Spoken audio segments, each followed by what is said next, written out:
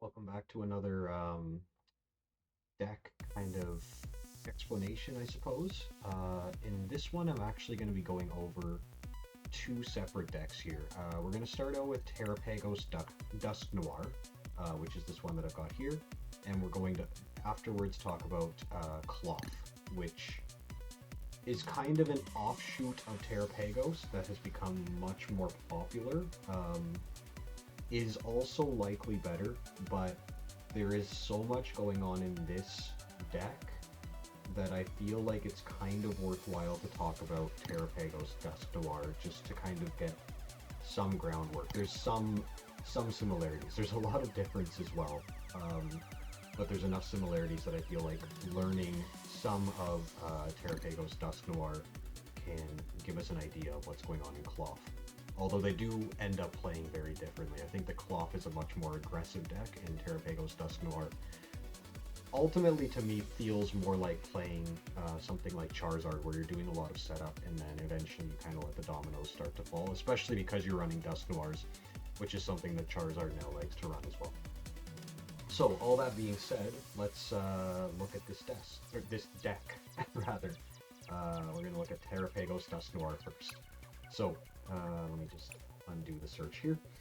To start out in this deck, let's look at Hoot Hoot and Noctowl. Now, Hoot Hoots and Noctowls are one of the most vital parts. I would say that those two and Fan Rotom really tie this deck together, and you want to get Hoot Hoots out early to try and capitalize on the Noctowl evolution. So, Hoot Hoot, whatever, 70 HP.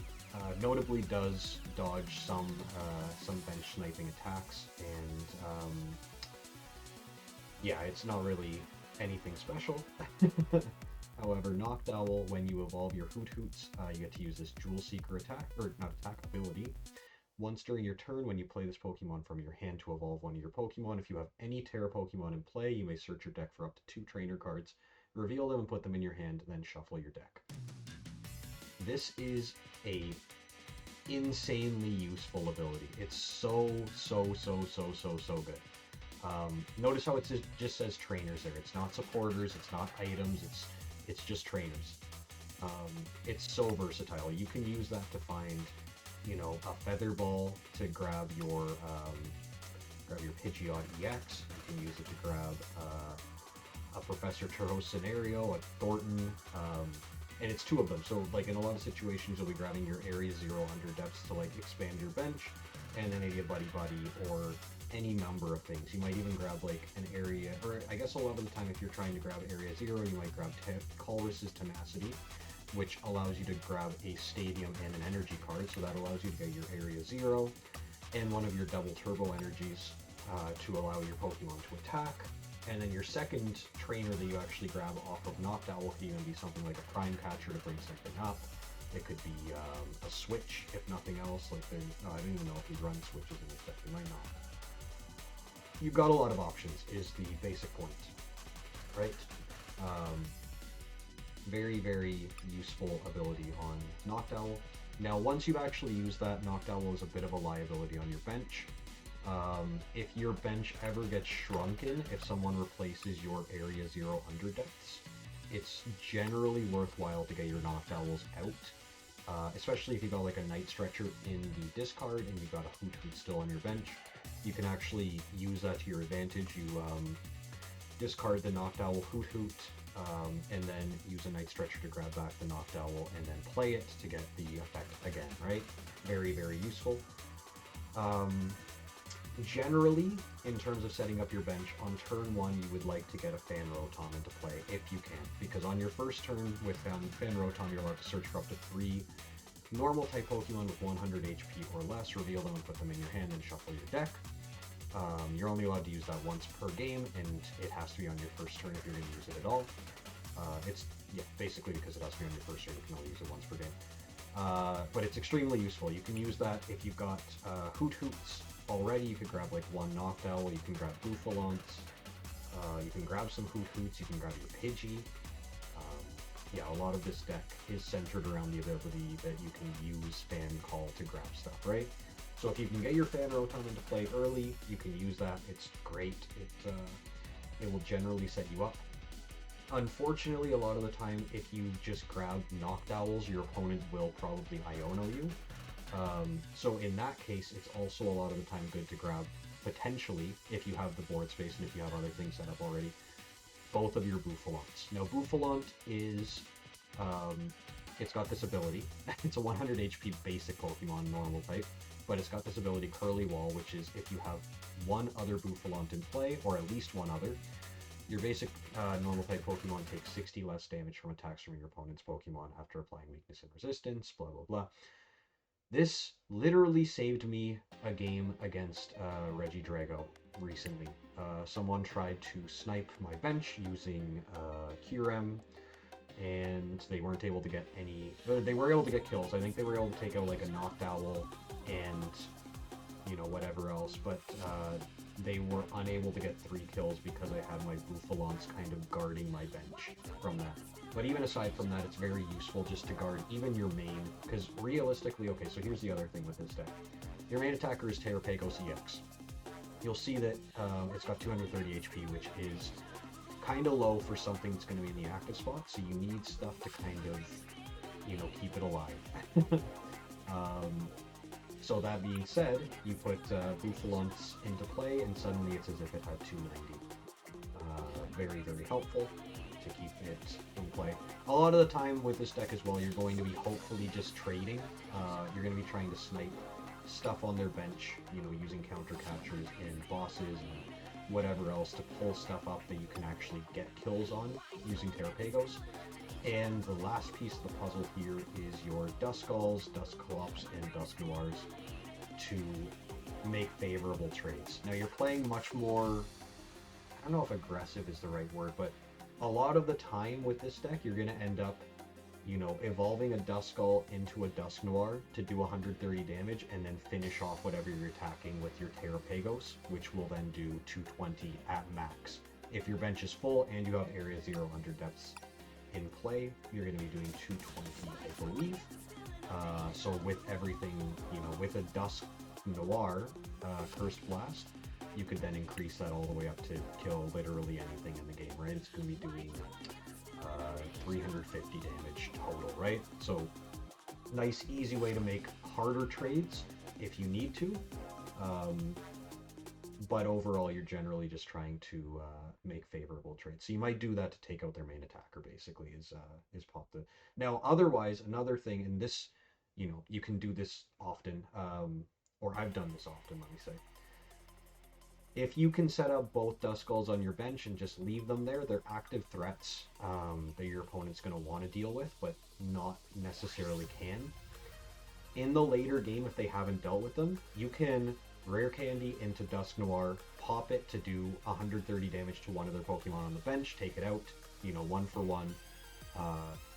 Use a Night Stretcher to pull that back. If you've got your Pidgeot EX in play, use it to grab another Rare Candy. Do that again, you know, make whatever trades you need to, as long as you're not so far behind on prizes that your opponent's about to win the game.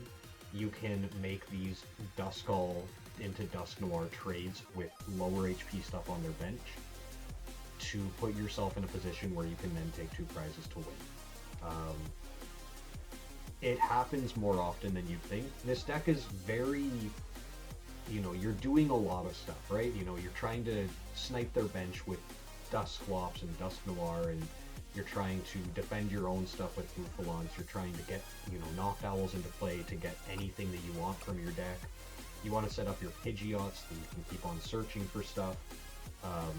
End game, if your opponent's about to win, you can throw down a Blood Moon or Saluna, and then, you know, just free attack for 240, maybe boss up something, or Flame Catcher, or whatever. It's got a lot of options. Now you'll see as well, you're only running 4 double turbo energies. That's because, you know, Unified Beatdown is a 2-cost and normal energy attack, so you always would just want to use that. So you end up losing 20 damage, but overall, using the Dusklawfs and Dusknoirs, you end up in a relatively favorable position most of the time anyways. Yeah, this deck is a lot of fun to play around with. I really, really enjoy it. So I enjoy it more, I would say, than Klawf. And I don't know if it necessarily is good enough to actually compete with it. I think it actually probably plays pretty poorly into it, but it's very fun to play anyways. I really, really like this deck, and I've been having a lot of fun with it. So yeah, now let's move on quickly to talking about Klawf. Going to edit deck here. Now you'll see a lot of different stuff in here, but you'll still see Terapagos EXs in different parts. I think I imported the other one and then edited it to match up with what I've got in real life. I have not built Klawf in real life. I find it very confusing, but generally, what you're trying to do with this Klawf deck is get, well, there's a multitude of things actually. That's why it's so confusing to explain. Klawf itself is kind of your main attacker. You split your main attacker position between Klawf and Terapagos, because overall Terapagos, well, it's got more HP, and it, I think, can do more damage. This can do 220, this can do 160, 190, yeah, so Terapagos can do 30 more damage at max. Oh, and even more so because this would be 190 minus 20, so 170. But it attacks favorably into a lot of stuff in the metagame anyways. You know, like fighting type is good, and you can also throw on some of the other stuff in the deck to make it do more damage and so on and so forth. It's a single prize attacker, so it's also, you know, easier to just sacrifice. So let's get into the setup and payoff and all that kind of stuff, right? Ideally, on turn 1 going second, you can set up your Klawf to do 170 damage by putting a Brute Bonnet on your bench, attaching a, whatever it is, Ancient Booster Energy Capsule to it, which allows it to use Toxic Powder. Toxic Powder poisons both Pokemon, so you would get your own Klawf poisoned and your opponent's Pokemon. Klawf, because of that poison, does 160 more damage, which then sets it up to do 170 with a double Turbo Energy, which is all that you're running in the deck. In addition to that, if you can get your Radiant Sneasler onto the bench, you're now effectively hitting for 300, or not 300, sorry, 200, because, sorry, 30 more, because they're going to take poison damage between turns. And in addition to that, if you can get a Binding Mochi, what the heck is it, Binding Mochi, onto your Klawf, you do 40 more damage. So you can do 240 effective damage with your Klawf on turn 1 going second with this deck. If you just get those 3 things set up. So you get a Brute Bonnet on your bench with Ancient Booster, you get Klawf in your active spot with whatever it is, Binding Mochi, and you get a Radiant Sneasler on the bench to increase the poison damage. That's like the bread and butter main thing that you can do with this deck, is attack for a lot of damage with a, you know, non-2-prizer card, which is really, really, really nice. Now, for the situations where you need to do more damage, you can do a similar setup, but with Terapagos. Terapagos with the Binding Mochi can then increase itself to doing 260, and then you add on an additional 30 damage from Radiant Sneasler, you know, poisoning the active or whatever, and suddenly you're doing 290, which can take out, once again, like a significant amount of the metagame right now. For the matchup specifically with Charizard, you actually slot in Electrode, which basically what you do with this is you give it a status condition and you can Binding Mochi, whatever. It does 100 damage, but because it's hitting for weakness, it does 200. But if you also put on a Binding Mochi, that's 280. And then with the additional damage, you're hitting 310. No, how does it actually get to 330? Oh no, you don't put on Binding Mochi, I'm sorry. Super effective glasses. And applying weakness from damage to attacks. Yeah, so essentially this increases the weakness effect to ×3. So you're doing 300 damage with a no energy Tantrum Blast as long as you poison it. Yeah. and then you do 30 more damage with the poison effect from Radiant Sneasler Group on it. Very, very solid, specifically for the Charizard matchup, which is insane that you can do that with a 0-cost attack. Obviously, Hisui and Electrode V is going to be rotating very soon, but that's, you know, currently the thing that you use for that matchup, and it works very well. A lot of the other stuff in here you'll have seen before, a lot of the other stuff you may not have, like Squawkability we've looked at in many of the other, you know, deck videos. It's a good start of the game Pokemon to just throw out there and, you know, get more cards, discard some cards, get more cards. Pheasantipity, it's impossible to not include it in like any deck.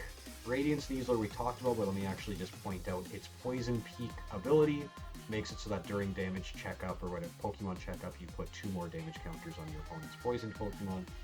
Very, very nice for poison decks. Similarly, we also, where is it? Pecharunt. There is another strategy that you can employ with this deck.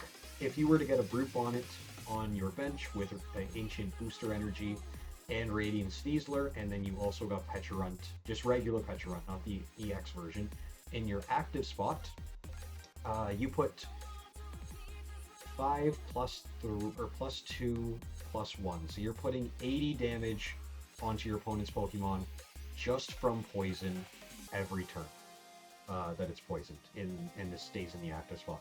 Now, 90% of the time, that's like, you know, Pecharunt is just going to die. However, and I just watched this also happen at a locals event this past week, you can donk going first using Toxic Subjugation, Pecharunt.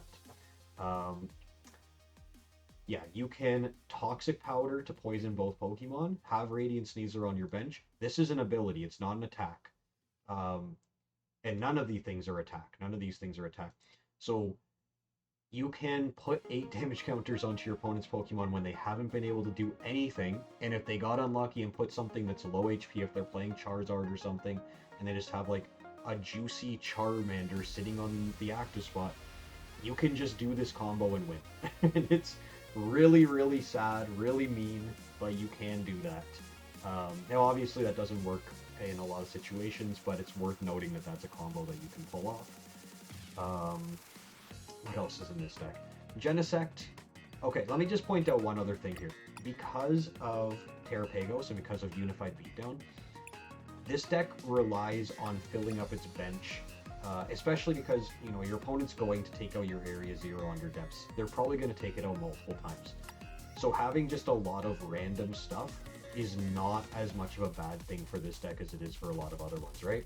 You know, you can throw down a Lumineon V on turn 1, and then as long as you fill up more than 5 spots on your bench, later on when your opponent takes out your Area 0, you just get rid of Lumineon, and then throw something else down the next turn when you hopefully put another Area 0 under depths back in play.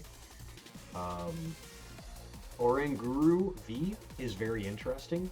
If you're able to get into your active spot during your turn, you can use its ability to search your deck for 2 Pokemon Tool cards, and then put them in your hand. Obviously not on the same level as the Hoots in the regular Terapagos Dusknoir deck, but still extremely useful, especially in a deck like this where we're running a ton of Pokemon tools. We've got 3 Binding Mochis, 2 Forest Seal Stones, which you're only ever going to want to use 1 Super Effective Glasses, and 3 Ancient Booster Energies. Like, being able, if you are able to use that effect even just one time during a game, it will shift the entire tide of the game. And therefore, as well, if you start out a game and you don't have a lot of options to put in your active spot, putting Oranguru in the active spot first and then retreating it later is very, very, very solid. Just to kind of set yourself up, you know, early game, right? I was going to mention Genesect. Genesect has an ability where if you have any Pokemon tool attached to it, your opponent can't play Aspects from their hand. So a lot of the time, you know, speaking of that second Forest Seal Stone, we're running 2 of them. You're only ever going to use 1 for its actual effect, but if you are in a matchup where you're not playing against Charizard, or if you're in any other matchup, you can either put Super Effective Glasses or Forest Seal Stone onto your Genesect, and then just leave it on your bench, and you know, at the late point in the game when your opponent tries to throw down an A-spec, suddenly they're like, wait, why can't I do this? And it's because of Genesect, and then they get really mad and probably just, you know, concede the game, because A-specs are extremely useful. I mean, in some matchups, you're able to get this out early if they're trying to use, like, Precious Trolley, which is what we use here. It's very, very difficult to deal with. I mean, a lot of setups even rely on A-specs. I know that into Gold and Go would be good as well. Precious Trolley, it's just worth noting, we'll go back to the Pokemon, but Precious Trolley is a A-spec where you're able to search your deck for any number of basic Pokemon and put them on your bench, and then shuffle your deck. Essentially, if you are able to put one Terapagos and... Oh, what the heck? I don't want to do that. One Terapagos and a Area Zero Underdepths on your bench before you play this, the value is insane. But even if not, it's still super, super useful because you get to throw down everything that you could need to set up onto your bench. You know, 5 or 4 Pokemon onto your bench usually. And then after that, that sets you up to then, okay, well now I'll grab Area Zero Underdepths and then I'll get my other Pokemon some other way. What else? Ursaluna serves the same use that it does in regular Terapagos, where, you know, late game you can just put it down, retreat into it, and then free attack for 240. Oftentimes winning or losing the game for you. I've skipped over looking at Latias quite a number of times here. Let's talk about it. Everything in this deck is a basic Pokemon, so no matter what, Latias EX is going to be useful. I actually think that this will find its way into a lot of entirely basic decks. I would love to play around with playing it in Raging Bolt, although I don't even know if Raging Bolt needs it because it's so fast anyways. But, you know, just full basic decks could make use of Latias like crazy. Its effect is basic Pokemon in play, or sorry, your basic Pokemon in play have no retreat cost. Essentially meaning, you know, this Oranguru that you have in play at the beginning of the game, which has a 2 retreat cost, which you were probably like, well, why in the world would you put that down in the active spot because you can't get rid of it? You can. As long as you can get to your Latias within the first couple turns, or the first turn probably, you can just retreat this off of your bench, throw something else up, and then attack if you need to, or whatever you're ending up doing, right? Lumineon, I think I already said, just grabs a supporter card, which is very useful. Iron Bundle can be very useful if your opponent has, you know, let's say one really solid 2-prizer on their bench and nothing else. You can force it out with Hyper Blower. Otherwise, sometimes it's just nice to get like their biggest Pokemon out of the way so you can attack anything else. It depends on the matchup. Against something like Raging Bolt, it can be super nice if they don't have their second one set up, because, you know, you can probably actually get a KO just with your Terapagos, or maybe even with your Klawf with this ability. It's very, very useful. It's situational, but very useful, and if nothing else, it's just sitting on your bench, increasing the damage of Unified Beatdown. Pecharunt EX, unlike the regular version of it, plays very, very differently. It allows you to switch one of your benched Dark-type Pokemon, except Pecharunt EX, with your active Pokemon once per turn. If you do, it poisons the new active Pokemon. Normally, you would use this to bring up, well, there's a couple situations. Most notably, you would probably use it to bring up a Pecharunt to just increase poison damage that your opponent's going to take. But there are other situations that you could use it for if you wanted, you know, kind of swap things around and then retreat easier or whatever. Most of the time, though, it's useful for bringing out Pecharunt regular. That is, I think, all of the Pokemon in the deck talked about. Moving on, trainer cards. We've talked about a lot of these already. Binding Mochi obviously increases your damage when you're poisoned. Carmine, you know, we've talked about that in other videos, but it's turn 1 Professor's Research, but you only draw 5. Arvin allows you to search for a tool and an item, reveal them, put them in your hands, very good. Iono, you know, whatever, basically just if you want to not discard your hand. Professor's Research is better than Carmine, but, you know, you don't always want to use it. Colress's Tenacity, we looked at this in the other deck as well. It's very useful in this specific style of deck because you really need to always have Area Zero up. So being able to search out that, and actually doubly useful, you also want to get, you know, your double turbo energies. You don't run a lot of energy in either of these decks, and so obviously you want to get to them easily. And searching out, you know, one of 4 cards 2 times in your deck is not super easy, so Colress kind of just deals with that for you. Yeah, very, very, very solid. Forest Sealstone, you've got 2 V Pokemon. You got Luminion and Oranguru. Technically, Hisuian Electrode, but unless you're really desperate, you probably want to be attaching, you know, whatever it is, the weakness specs. What the heck are they called? Super effective glasses onto that. So I wouldn't recommend putting Forest Sealstone on your Electrode, but you got 2 other targets for it, and you can grab one of everything that you need. Running 2 Hisuian Heavy Balls, because honestly, with the amount of variety and single versions of each Pokemon that you have in this deck, I've had games where I've, you know, played that and had like 4 very notable Pokemon come up as options. Yeah, there's going to be a lot of stuff that you need, so you need to have options to get into your prizes, just in case.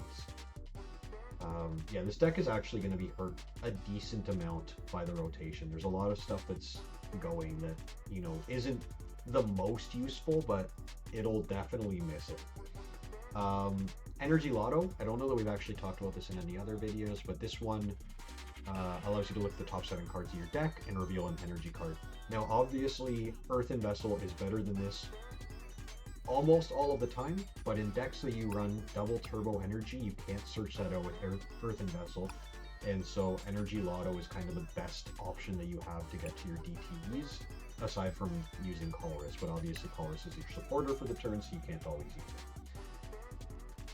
Whew. I think I have explained just about everything about this deck. It's a little bit of a cluster, I'm not going to lie to you. And it takes a lot of playing, more so for this one than the other one. The other one is much simpler to get into, which is why, once again, I wanted to kind of start out with that, because, I mean, there's not a lot of, you know, cross-compatibility between the ideas, aside from just the fact that Terapagos is a main attacker in both.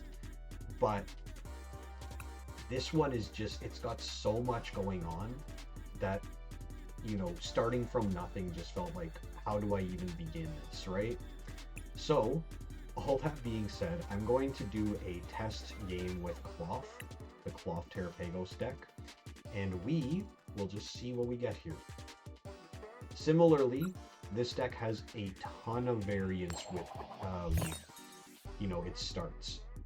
You could draw just about anything from this deck in terms of Pokemon and have it be the only one in your hand, and it'll play wildly differently because of whatever you end up with.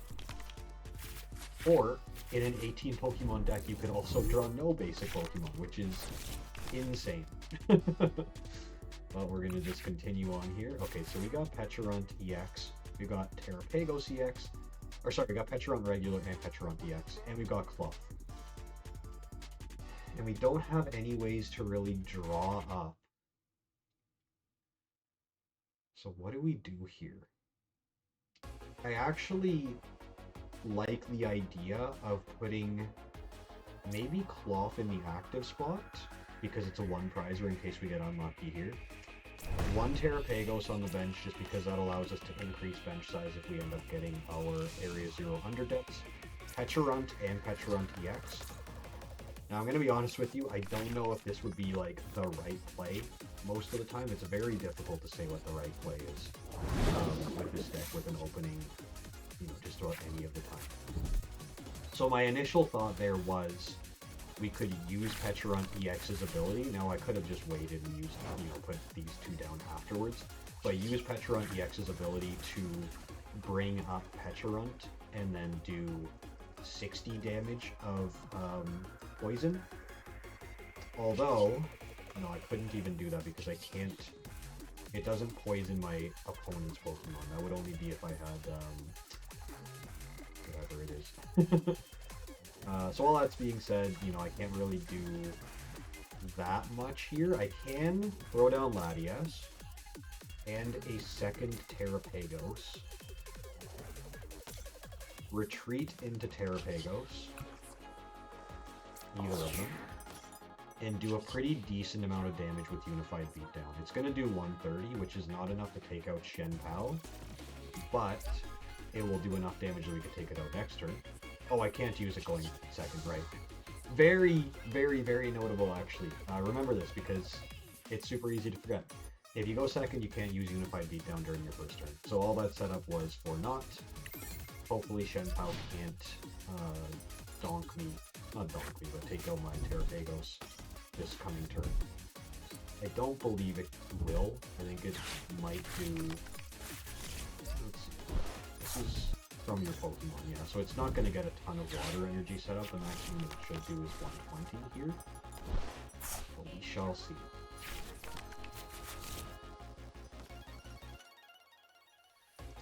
And that's if it discards both, which it does. Okay, fair enough.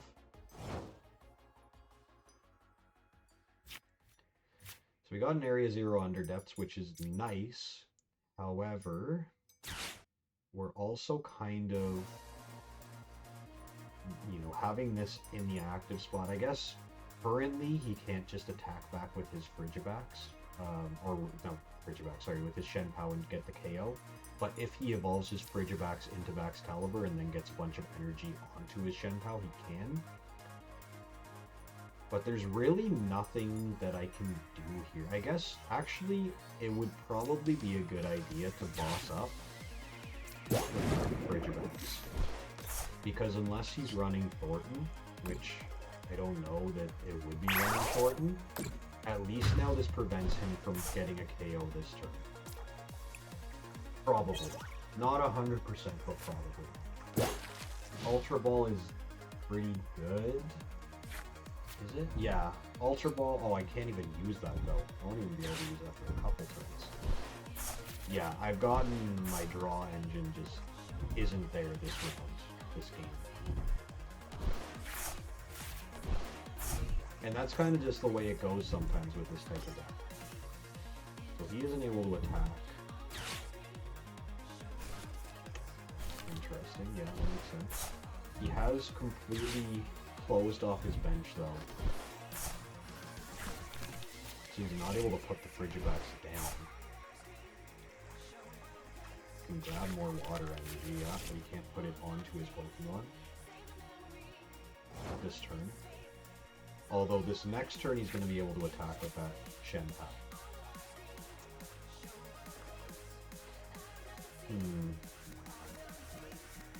Yeah, this is a little bit of a rough spot to be in, I'm going to be honest with you. I think that the play, in my opinion, is probably to put down, not even put down a Klawf, because I've already got a Klawf. Like, the maximum that I can do to him this turn is 160, which is not enough to get a KO against the Shen Pao. So I think a better option is to just retreat into Klawf, because it's a single prizer, or maybe Pecharunt. It's, at this point, more worthwhile probably to get rid of Pecharunt, because Klawf at least can be a decent attacker. So let's do that. And then just end turn there. Let him take the KO on Pecharunt by discarding 2 energy, and then bring up my Terapagos EX again for an attack in between when he can't attack next turn. This is a real scuffed game. I don't know that you would ever see this scenario coming up, where you're trying to just avoid attacks and then go back in. But right now I just haven't gotten anything necessary, so it is what it is. Let's use this heavy ball and see what we have in... Okay, that's not bad to grab. Any Pokemon, honestly, are going to just increase the damage that Terapagos can output, which is not bad. So let's use a Unified Beatdown for 160.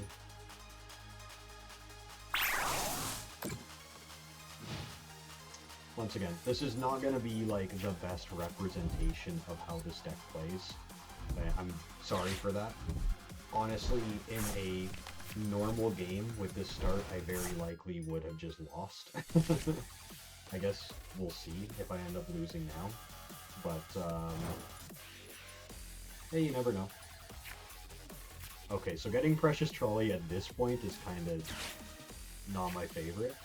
But we can use it to grab a couple extra things here, I guess. Such as...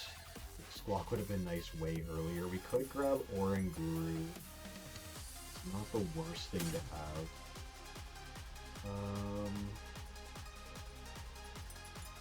Fez would have also been useful like 2 turns ago. Iron Bundle, not really. I'm not Genesect. I mean, I'll grab Fez because honestly Fez is still, you know, it's likely that they're going to get a KO at some point. So, here's one more thing that you can do here with your Pecharon DX. You can retreat for free with your Latias into Oranguru. Use the back order. Grab out, let's say this, and an Ancient Booster. And then put this down here. I was actually going to suggest retreating or using this into this, but I'm actually a little bit worried about that. No, I'm not. Right now I'm not. So I'm going to throw this down because it's going to put it to 180 HP, which means that it's not in range. Use Pecharon's subjugating chains to bring up this guy. Let's look at a Star Alchemy. I think honestly in this situation, I'm just as likely to grab like a Professor's Research because I've just been so screwed at being like, you know, top decking the entire game. The only other thing that I might want is like a double turbo.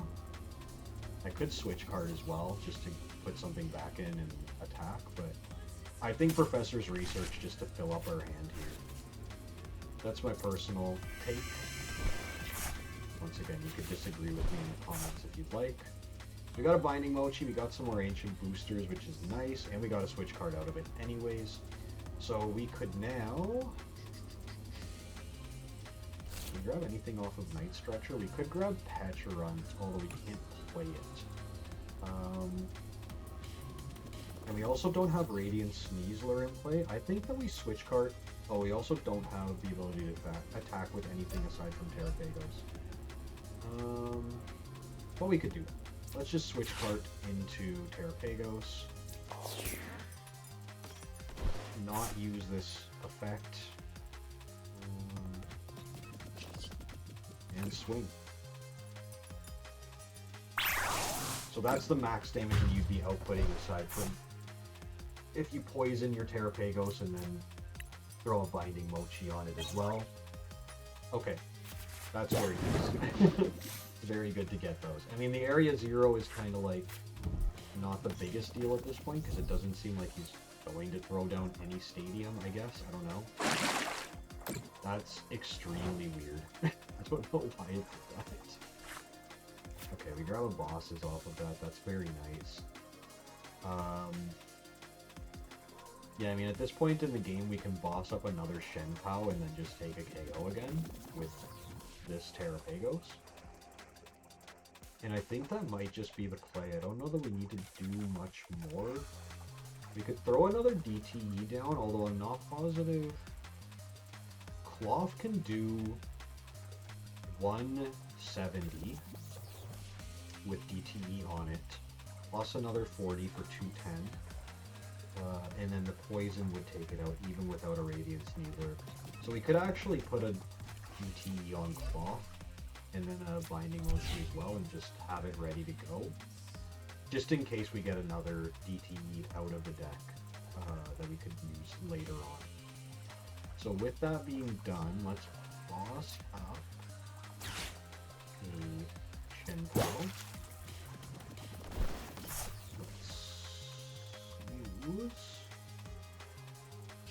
Retreat this into Klawf.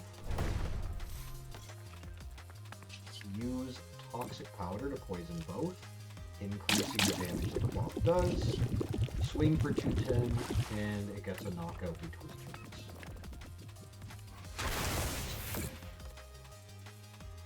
There you go. So that's what the deck's all about, really. Is that Klawf kind of big swing. Very funny, very fun to use. This deck is performing remarkably well at tournaments. I think it's, let me actually look it up on, is it TCG? No, it's Infinite.